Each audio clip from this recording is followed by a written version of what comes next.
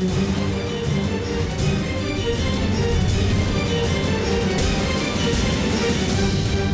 वालेकुम नाज़रीन, जायज़ा प्रोग्राम के साथ मैं हूँ इफ्तिखार शिराजी। हुकूमत पनामा लीक्स के मामले पे उठने वाले बहरान से अभी बाहर नहीं आ पाई और सुप्रीम कोर्ट की हिदायत पे पार्लिमानी कमेटी टर्म्स ऑफ रेफरेंस को अभी तक तय नहीं कर पाई। गोया कि 3 हफ्ते का वक्त खुद पार्लिमानी कमेटी ने तय किया था, लेकिन अब लगता है कई हफ्ते गुजरने के बावजूद भी मामला वहीं पे खड़ा है जहाँ से शुरू हुआ था।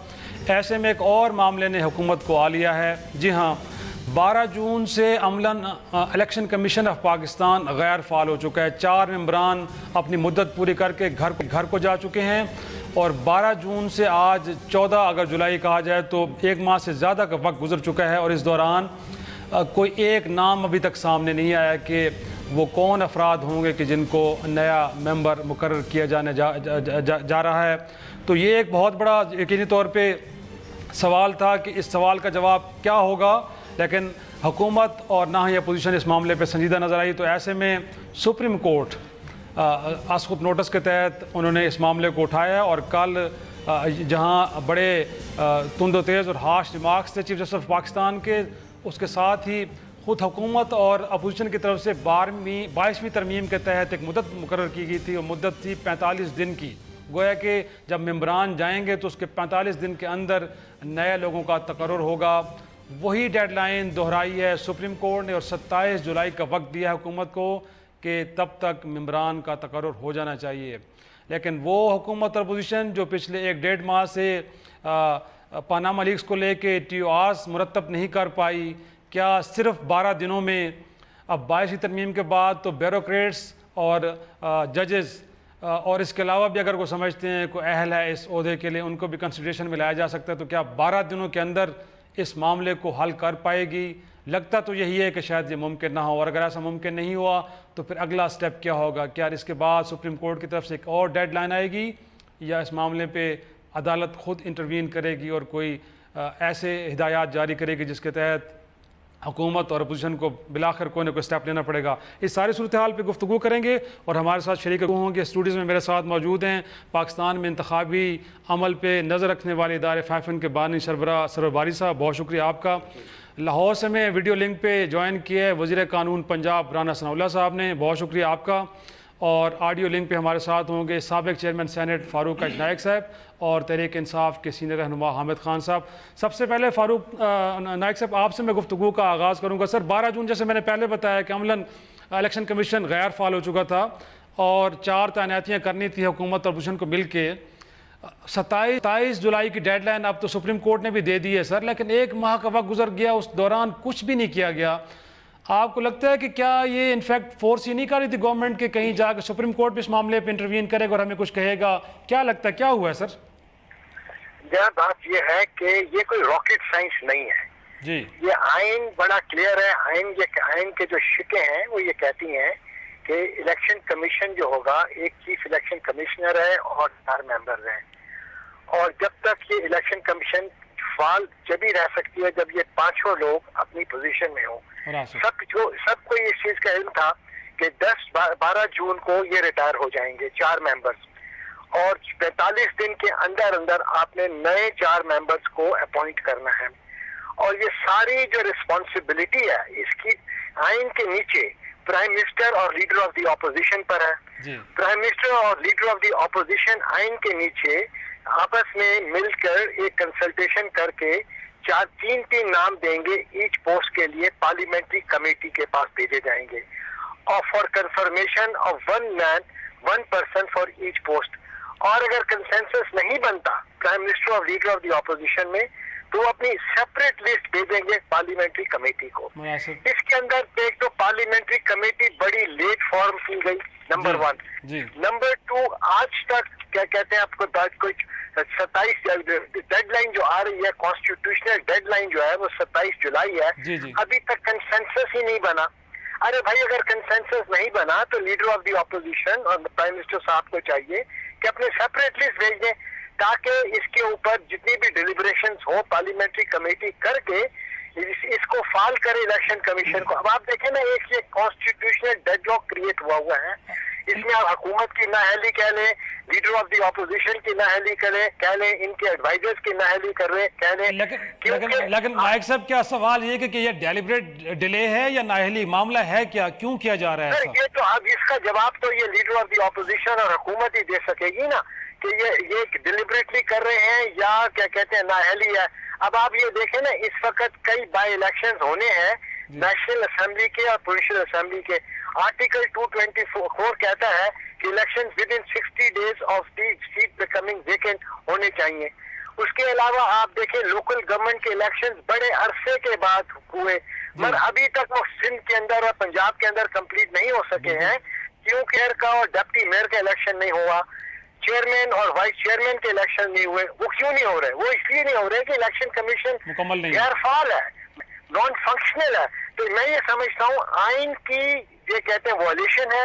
किसी को ना आइन की परवाह है ना किसी को कानून की परवाह है। जब तक के आइन की और कानून की पासदारी इस मुल्क में नहीं होगी, मैं समझता हूँ ये मुल्क जो तरक्की की तरफ। लेकिन नायक साहब आपको क्या लगता है, आपको लगता है कि जो प्राइम मिनिस्टर के खिलाफ 3 रेफरेंस आए हैं इलेक्शन कमीशन में नाअहली के हवाले से, क्या वो एक खौफ तो नहीं है कि शायद ये मुकम्मल होता है तो उसके बाद पहला मरहला ये होगा कि उनके उन रेफरेंस को सुना जाएगा और कहीं ऐसा ना हो कि प्राइम मिनिस्टर को घर जाना पड़े? नहीं, मैं नहीं समझता कि ये बात है कि ना ये तो कॉन्स्टिट्यूशनल डेडलाइन है, इसको आपने मीट करना है, इसको आपने फाल करना है, फंक्शनल करना है। वो जो मैटर्स हैं विद रेफरेंसेस फाइल हुए हैं वो तो अपनी मेरिट पर डिसाइड होंगे, मगर ये मैं समझता हूँ कि इसके अंदर क्या हुकूमत वक्त की और क्या कहते हैं with great respect leader of the opposition ने डिले की है। उन्होंने नाअहली की वजह से की है, डिलिबरेटली की है, इग्नोरेंस की वजह से की है, आइन की शिक्कों की इग्नोरेंस की वजह से की है। इसका सही जवाब वही दे सकते हैं, मगर इसकी वजह से आज एक कॉन्स्टिट्यूशनल डेडलॉक है। एक कॉन्स्टिट्यूशनल बॉडी जिसका होना के बहुत जरूरी है, जो कि हम हमेशा कहते हैं, हर पार्लियामेंटेरियन ये कहता है, हर सियासतदान ये कहता है, हर पढ़ा लिखा आदमी ये कहता है कि एक इलेक्टेड इलेक्शन कमीशन जो हो इंडिपेंडेंट होनी चाहिए ताकि वो transparent, fair and honest election कर सकें। और अगर हुकूमत वक्त और लीडर ऑफ द ऑपोजिशन इतने अरसे गुजरने के बाद भी 4 आदमियों की क्या कहते हैं सिलेक्शन नहीं कर सकी जिनको वो पार्लियामेंट्री कमेटी बैठकर फैसला करे, मैं समझता हूं कि ये बहुत अफसोसनाक बात है। बहुत शुक्रिया फारूक नायक साहब, साबिक चेयरमैन कह रहे थे कि एक आइनी डेडलॉक पैदा हुआ है। राना नसरुल्लाह साहब क्या कहेंगे?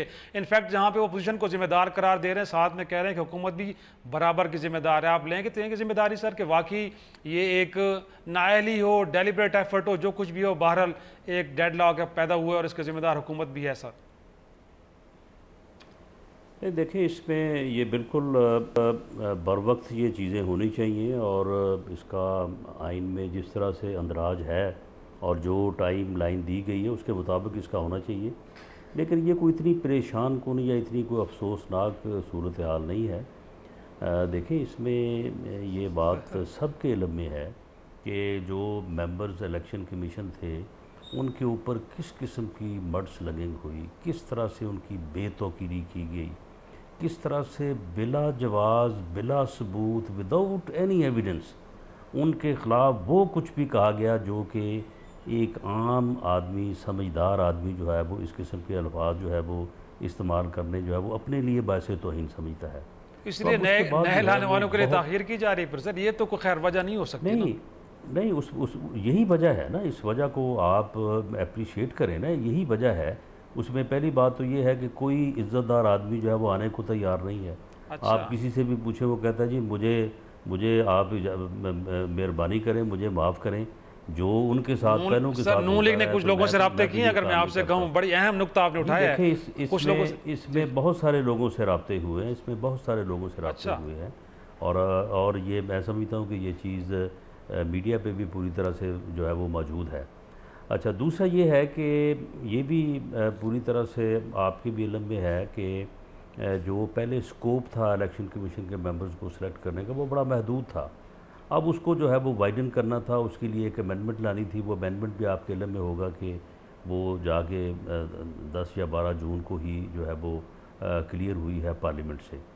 तो ये कुछ ऐसी वजूहात थी कि जिसकी वजह से उस अमेंडमेंट से पहले ये एक्सरसाइज जो है इसको रन नहीं किया जा सकता था और अब जब ये एक्सरसाइज रन की है, ये इस पर शुरू यानी काम हुआ है, डार साहब ने लीडरों दी अपोजिशन से मुलाकातें की हैं, तो उसमें कुछ इस किस्म के प्रॉब्लम्स आ रहे हैं कि एक तो शुकूक शबाब बहुत हैं, अपोजिशन की जो है वो कई जमातें हैं, उनका आपस में किसी बात के ऊपर इत्तेफाक होना बड़ा मुश्किल है। दूसरा यह है कि कोई इज़्ज़तदार आदमी जो है वो आने के लिए तैयार नहीं है। लेकिन बहरहाल इन मुश्किलात के ऊपर काबू पा लिया जाएगा और इसमें ठीक है थोड़ा बहुत टाइम लगेगा, लेकिन आइन में ये आर्टिकल मौजूद है कि अगर किसी काम को करने के लिए भी एक टाइम लाइन का तयन आइन में मौजूद हो और वो टाइम लाइन फॉलो ना की जा सके तो उससे कोई आइनी डेडलॉक या उसकी कोई जो कॉन्स्टिट्यूशनैलिटी है वो ख़त्म नहीं होती, बल्कि वो उसी लेकिन अगेन सर खुद पार्लियामेंट एक मुद्दत मुकर्रर की है। लेकिन साथ में ये भी कहूँगा कि जस्टिस कियानी के मामले पे मेंबर पंजाब इलेक्शन कमीशन के ऊपर बड़े सवाल उठते रहे हैं पिछले अरसे में। तहरीक इंसाफ तो इनफैक्ट कहती रही कि शायद वो आपके लिए ही काम करते रहे वहाँ पे। इस बार आपका होमवर्क किया, आप खुद फरमा रहे हैं, आप ये कह रहे हैं कि शायद कोई शरीफ आदमी आने के लिए तैयार नहीं है, तो नहीं होगा तो इस मामले को कैसे निपटाएंगे सर आप? देखें ये हमारे इधर यानी जो पंजाब के गांव हैं ना, उनमें एक कहावत है कि लोग दुआ करते हैं कि हर किसी के दुश्मन भी होते हैं, दोस्त भी होते हैं, लेकिन किसी का कोई बेइज्जत दुश्मन ना हो, यानी दुश्मन जो हो वो भी इज़्ज़त वाला हो। तो पाकिस्तानी कौम की अब बदकिस्मती ये है कि इसे एक बेइज्जतों के ग्रोह से पाला है, जिनके पास न किसी की इज़्ज़त है न किसी का एहतराम है। वो जिसकी चाहें पगड़ी उछाल दें। उन्होंने ना चीफ जस्टिस तसद्दुक़ हुसैन जिलानी जैसे आदमी को बख्शा, जो कि मरंजा आदमी है, जिसके ऊपर मेरा ख्याल है पूरे मुल्क में किसी को एतराज़ नहीं होगा। तो इसलिए ये मुश्किलात, मैं जो आपको ये बात कह रहा हूँ, मैं पूरी ज़िम्मेदारी से कह रहा हूँ कि कोई शरीफ आदमी, इज़्ज़तदार आदमी जो है वो इस काम के लिए अपने आप को तैयार नहीं कर पा रहा।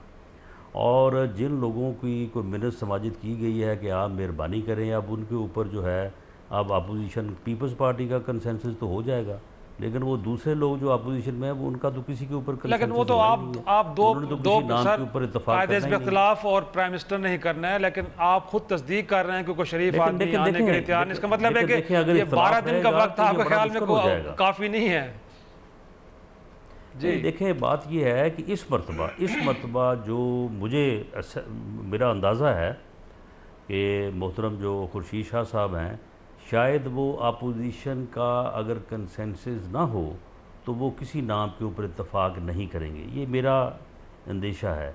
तो अगर वो इत्तफाक नहीं करेंगे तो फिर प्राइम मिनिस्टर कैसे करेगा? इसलिए इसमें इस वजह से एहतमाल है इस बात का कि इसमें जो है वो डिले हो सकता है, और हो सकता है कि फिर ये पार्लिमानी जो कमेटी है उसमें जाके ये मामला जो है वो डिस्कस हो, और अगर शायद वहाँ पे भी ना हो सके तो इसमें शायद, अब मुझे पूरी तरह से इस बारे में मैं कंफर्म नहीं हूँ कि शायद ये भी उस शिक में है कि फिर शायद ये मामला जो है वो सुप्रीम कोर्ट को भी रेफर किया जा सकता है। बड़े अहम बात की आपने नुक्ता उठाया कि अगर पार्लिमानी कमेटी भी कहीं मामले पर इत्तफाक नहीं कर पाती तो फिर यकीनी तौर पर सुप्रीम कोर्ट ये मामला अपने हाथ में ले सकते हैं। राना रसूलुल्लाह साहब के एक छोटा सा ब्रेक लेते हैं, ब्रेक के बाद सर बारी साहब को भी इस गुफ्तगू में शामिल करेंगे कि वाकई ये बहरान इस कदर संगीन है जिसका इजहार फारूक नायक साहब ने भी किया है, या राना रसूलुल्लाह साहब की नज़र में जैसे कि अगर डिले हो भी जाता है तो आइन अपने जगह मौजूद है, किसी चीज़ को कुछ नहीं होगा और मामला ऐसे चलते रहेंगे। एक छोटा सा ब्रेक के बाद गुफ्तगू को आगे बढ़ाएंगे।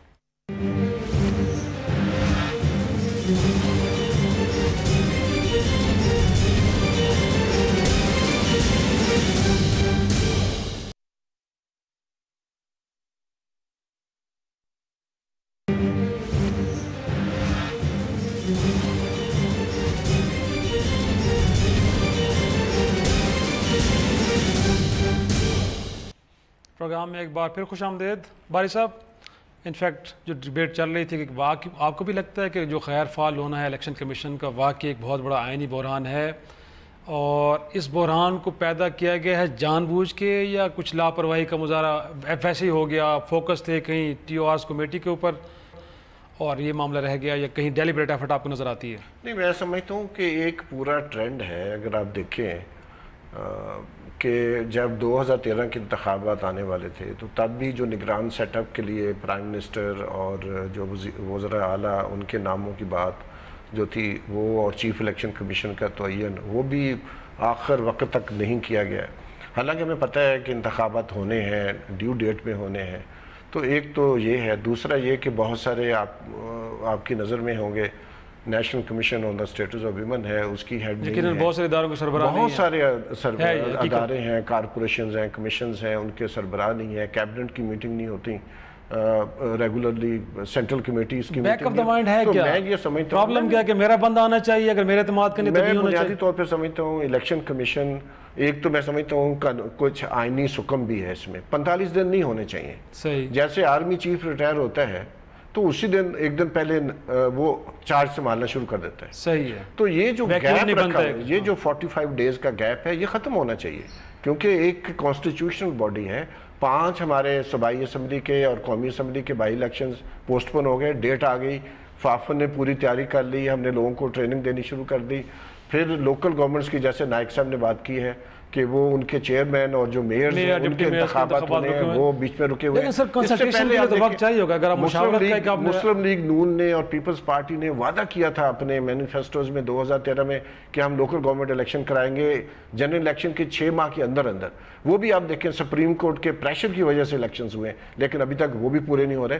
तो मैं समझता हूँ एक पूरा बहरान है जो हमारी लीडरशिप है, उसको ये समझ भी नहीं है कि हमने किस तरह तेज रफ्तारी से कुछ फैसले करने हैं, समझ नहीं है, लेकिन या जानबूझ के सर, ये मैं दोनों चीज मैं ये कह रहा हूँ, या तो उनको समझ नहीं है या वो जानबूझ के करते हैं। लेकिन मैं समझता हूँ इस मामले में खास तौर पर जो ये मामला है, इसमें जानबूझ के है कि राणा साहब ने बात की है कि कोई इज्जतदार शख्स मेंबर नहीं बनना चाहता। तो ये मैं बहुत हैरान हुआ कि जो लोग मेंबर बनेंगे फिर तो क्या मैं ये नतीजा निकालने का हक रखता हूँ कि जो भी मेंबर बनेगा वो इज्जतदार शख्स नहीं होगा। तो ये बहुत ही मैं समझता हूँ खौफनाक बात है कि जो इज्जतदार लोग नहीं बनना चाहते, बहुत सारे लोग हैं जो बनना चाहेंगे, ये जिम्मेदारी लोग संभालना चाहते हैं और माजी में भी लोगों ने इसकी जिम्मेदारी संभाली है, गो के वो पूरा नहीं कर सके। बुनियादी वजह मेरे नज़दीक ये है कि पावर में आने का रास्ता इलेक्शन कमीशन के थ्रू है, और इलेक्शन कमीशन में जो नॉमिनेट करेगा, जो खालक होगा, और मखलूक उसके सामने बोल नहीं सकती, क्योंकि हमारा यही तजर्बा है कि जो हमारी रूलिंग एलीट है उसकी कोशिश होती है कि अपने मनपसंद लोगों को लाया जाए। तो शायद ऐसा कोई मनपसंद जो मेंबर है चारों सूबों में वो नहीं मिल रहे जो उनकी बात मान सकें। शायद ये भी है, जैसे नाइक साहब ने तो अपनी पार्टी के जो खुर्शीद शाह साहब हैं उनको भी क्रिटिसाइज़ किया है, तो इसलिए मुझे कुछ कहने की ज़रूरत नहीं है, ख़ुद वो वहाँ पे तनकीद हो रही है। तो मैं समझता हूँ कि ये पूरी नाअहली है हमारी हुकूमत की भी, और हमारी जो अपोजिशन पॉलिटिकल क्लास है, एज अ पॉलिटिकल क्लास उनकी ये एक समझता हूँ मैं फेलियर है, और उसकी वजह से हमारी सारी लोकल गवर्नेंस जो है वो ऑन होल्ड है, हमारे बाई इलेक्शंस नहीं हो रहे हैं, और ये मैं समझता हूँ बहुत ही अफसोसनाक बात है। राणा साहब, इनफैक्ट बारी साहब फरमा रहे हैं कि मामला ये नहीं कि ईमानदार शख्स नहीं मिल रहा, मामला ये है कि मनपसंद लोग नहीं मिल रहे। क्या आपको भी यही लगता है? अब देखें, माजी में भी देखा है कि गुड गवर्नेंस के हवाले से बड़े तहफ़्फ़ुज़ात और एतराज़ात आते रहे हैं हुकूमत को लेके। अब भी अगर इस मामले पे मामला सुप्रीम कोर्ट में जाता है तो आपको लगता नहीं कि गुड गवर्नेंस के हवाले से अगर लोग अगर सवाल उठा रहे हैं तो फिर वो ठीक उठा रहे हैं? इस मामले को कैसे निपटाया जाए विद इन टाइम? सर 12 दिन बहुत टाइम होता है, अगर चाहे जाए तो एक दिन में भी मामला तय हो सकता है, 12 दिन तो बहुत ज़्यादा है। तो लगता है आपको कि हुकूमत इस चीज़ को रियलाइज़ करेगी कि हाँ मामला किसी और के हाथ में जाने के वजह हमें खुद ही इसको निपटाना चाहिए? रियलाइजेशन है ये आपको हुकूमती कैंप में नज़र आ रही है? सर देखें, ये मामलात को एक देखने का जो है वो अपना एक अंदाज़ और एक अपनी जो है वो सोच होती है। अगर अब आपने तहैया किया हुआ है कि हमने हर मामले में जो है वो हुकूमत की, सियासतदानों की, सियासी जमातों की नाअहली को तलाश करना है, तो फिर तो आप हर बात के ऊपर जो है वो आपको नाअहली जो है वो किसी ना किसी तरह से मिल जाएगी। राणा साहब, अब बारी साहब जो हैं ये बड़े बारी साहब जो हैं ये बड़े यानी पढ़े लिखे, बड़े अच्छा तज़िया करने वाले, इल्म रखने वाले मेरे भाई हैं। अब मैं इसके ऊपर क्या कह सकता हूँ कि वो ये फरमा रहे हैं कि सुप्रीम कोर्ट के प्रेशर के ऊपर जो है वो बल्दियाती इलेक्शन करवाए और ये इलेक्शन करवाना नहीं चाहते थे। अगर इन्होंने इस चीज़ का एनालाइज़ किया होता, 2013 में जब सुप्रीम कोर्ट ने इस मामले का नोटिस लिया था, सबसे पहले जो है वो पंजाब ने जो है वो लोकल गवर्नमेंट एक्ट जो है वो लेजिस्लेट किया था, और उसके बाद हमने इलेक्शन जो है वो बाकायदा शेड्यूल अनाउंस हो गया, नॉमिनेशन पेपर जमा हो गए, और उस वक्त यानी उस दिन कागजात की स्क्रूटनी हो रही थी जिस दिन हाई कोर्ट का फैसला आया और उसने हल्का बंदियों को जो है वो नल एंड वाइट करार दे दिया, और उस वजह से फिर जो है वो 2013 गया और फिर उसके बाद जो है फिर जो है वो ये अब आके 2000 जो है वो 15 में जो है वो इलेक्शन हुए। अब इस वक्त जो मामला है, इस वक्त जो सुप्रीम कोर्ट में जो सिंध गवर्नमेंट की पिटीशन थी उसके ऊपर 2 लाइन का फैसला आ गया है। डिटेल्ड जजमेंट जो है वो अभी आनी नहीं है और इलेक्शन कमीशन ने कहा कि जी डिटेल्ड जजमेंट आएगी तो हम आपको शेड्यूल देंगे। अब आप इसमें बताएं कि सियासी जमातों का, सियासतदानों का या गवर्नमेंट का क्या कसूर है। लेकिन अगर इसका भी कसूर आपने हमारे ज़ुम्मे डाला है तो फिर तो कोई चीज़ ऐसी है नहीं कि जिसमें जो है वो हमारा कसूर ना निकल सके। देखिए मामला ये है कि ऐसा नहीं है कि इज़्ज़तदार लोग जो हैं वो अगर आना नहीं चाहते तो जो लोग आएंगे वो इज़्ज़तदार नहीं होंगे। मैं समझता हूँ कि जो लोग आएंगे वो इस रिस्क को लेके आएंगे कि भले हमारे ख़िलाफ़ कोई इल्ज़ाम तराशी करे, भले हमारे ख़िलाफ़ कोई जो करे, लेकिन हमने आके सही काम करना है मुल्क और कौम की बेहतरी के लिए। और ये मैं आज आपको ये यानी दावे से कहता हूँ कि अब जो भी लोग आएंगे यानी कंसेंसस से आएंगे ना सबके, लेकिन उसके बाद आप देख लीजिएगा कि फिर भी जनाब उनके ऊपर इल्ज़ाम कोई इतराज़ होगा, हमें ज्वाइन किया, राना साहब हमारे साथ रहिएगा, कर दिया। राना साहब ये हमारा जो कौमी रवैया है इसको चेक करने की ज़रूरत है। हमें इस वक्त जो है सदर supreme court bar association Ali Zafar Shah साहब, शुक्रिया शाह साहब वक्त देने के लिए। क्या लगता है आपको सुप्रीम कोर्ट को ये मामला अपने हाथ में क्यों लेना पड़ा? आज खुद नोटिस मैं कहूँगा पहले मरले में मामला अपने हाथ में लेने का है, तो क्या गट फीलिंग आपको लगती है कि कहीं लग रहा है कि सियासतदान, सिविल गवर्नमेंट इस मामले को इस कदर संजीदा नहीं ले रही और इसकी वजह से बड़े अहम मामला रुके हुए हैं और ये नहीं रुकने चाहिए?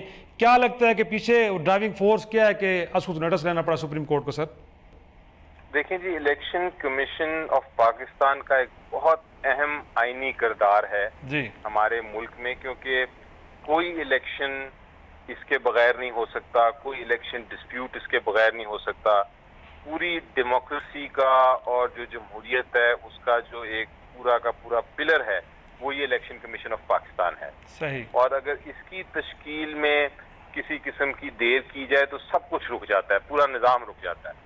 तो इसलिए मेरा ख्याल है ये एक बड़ा फंडामेंटल राइट्स का इशू है, ये जमहूरियत का इशू है, आइन का इशू है।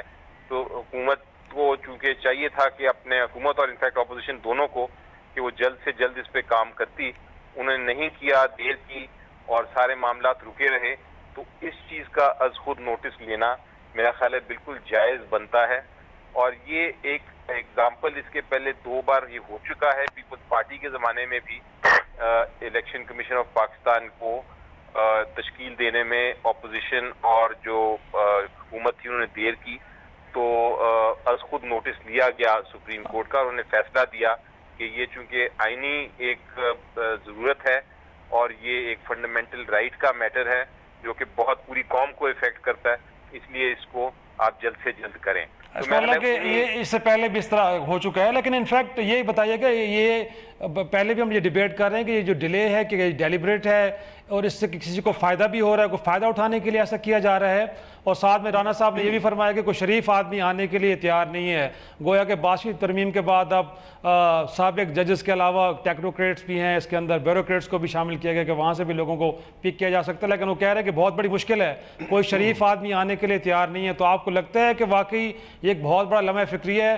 और अगेन अगर गवर्नमेंट और अपोजिशन इस पर एग्री नहीं कर पाती तो राना साहब भी फरमा रहे हैं कि लगता है कि शायद फिर मामला सुप्रीम कोर्ट अपने हाथ में ले ले। नहीं, सुप्रीम कोर्ट असल में खुद फैसला नहीं कर सकता, खुद उसको नहीं कह सकता कि आप फलां फलां को लगाएं। ये तो काम हुकूमत और अपोजिशन का ही आइन में, और मुझे नहीं लगता कि इतना मुश्किल होना चाहिए और इतना इसको इशू बनना चाहिए, क्योंकि हमारी इतनी बड़ी आबादी है, उसमें बड़े बड़े कॉम्पिटेंट लोग हैं जो मुल्क और कौम की खिदमत करने के लिए तैयार हैं। तो ये अगर कहा जा रहा है कि जी हमें ऐसा आदमी नहीं मिल रहा, तो मेरा ख्याल है एडवर्टाइज करके देख लें, आपके पास लाइन बन जाएगी लोगों की जो तैयार होंगे ये काम के और क्वालिफाइड भी होंगे। इसलिए हो सकता है देर इसलिए हो रही हो कि शायद मनपसंद के लोग ना मिल रहे हों, ये भी एक बात हो रही है। लेकिन मुझे यकीन है अपनी हुकूमत पर भी और अपोजिशन पर भी कि ये एक ऐसा इशू है जिसमें सबको एक जगह खड़े होके अपॉइंटमेंट करनी चाहिए, ताकि और ऐसी अपॉइंटमेंट करनी चाहिए जो टोटली इंडिपेंडेंट हो, वो एफिशिएंट भी हों और इंडिपेंडेंट भी हों। बहुत शुक्रिया। एक छोटा सा ब्रेक लेते हैं, एक छोटा सा ब्रेक लेते हैं, बाद ये मामला सरोवर वारिस साहब आपके पॉइंट पर भी लेंगे और राना साहब के पास भी मामला लेके जाएंगे कि आखिर इस इशू को कैसे रिजॉल्व करना है। ये मामला है तो सही बहुत बड़ा है और यकीनी तौर पर अगर मुल्क की आला तरीन अदालत ये कह रही है कि इससे बहुत सारे काम रुके हुए हैं और ये एक आइनी बहरान को जन्म दे रहा है, तो इस मामले को हल तो करना है, लेकिन हल कैसे होगा, क्या स्टेप्स लिए जाएँ कि 12 दिनों के अंदर इस बहरान से निपटा जा सके। छोटा सा ब्रेक के बाद प्रोग्राम के आखिर से में गुफ्तगू को समेटेंगे।